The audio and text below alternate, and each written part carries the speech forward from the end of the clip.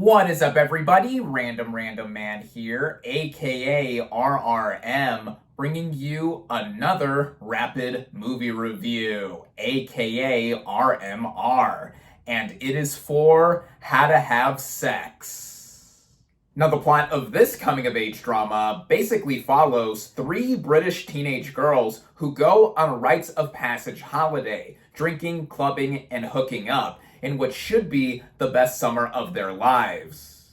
The film follows one girl in particular, Tara, played by McKenna-Bruce, who gives a star-making turn here. She brilliantly brings both brightness and darkness in navigating adolescent ambiguity because of her being the lone virgin of the trio she is traveling with and seeks to have all of the highs associated with being young and carefree. But soon she realizes not everything on this trip is all that is cracked up to be. Another actor I want to give a shout out to is Sean Thomas, who plays Badger, a boy who stays at a nearby hotel room with Tara and her group, and at first he seems like a party animal, but there's more subtlety to him than what is initially shown on screen, and that also goes with McKenna-Bruce playing Tara and the rest of the movie being evocative as to the direction it specifically goes, despite the provocative title. At face value, or first hearing about this movie, I thought it would be edgy like Nisha Tyberg's Pleasure from a couple of years ago,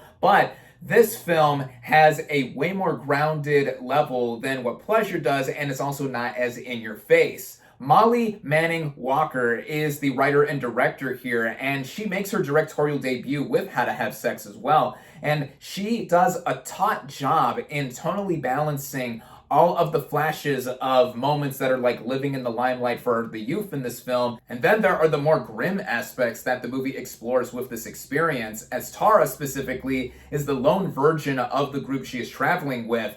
And after a certain point, she becomes disillusioned and disoriented with the vacation she is on. That makes this film relatable to just about anyone in a similar situation growing up, even if you're not specifically partying on the Greek island of Crete like these characters are. In speaking of the setting of this film, the way it looks is very modern looking and also showing off some of the actual locations that are on Crete where this movie was shot, like the beach and then the nighttime sequences where our characters are going out and partying. It looks like something that you would see just about anywhere. And then the music, I recognized a couple of song choices that are used here, but the original score by James Jacob is very subtle and ethereal, much like the rest of the movie itself, especially getting into the latter half. The way it all runs together is just under 90 minutes in length, and I thought that was pitch perfect for what this movie was going for, because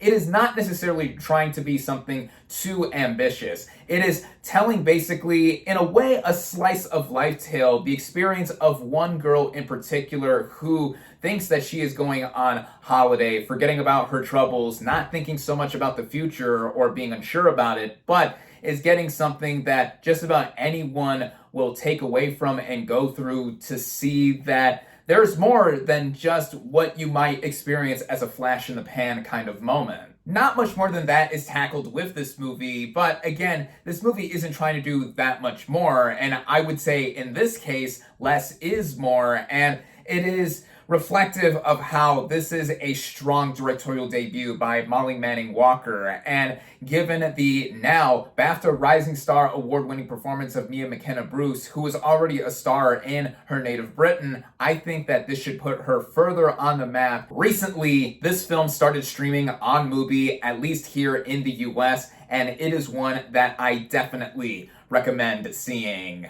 With that, my final verdict for How to Have Sex is 4 out of 5 stars.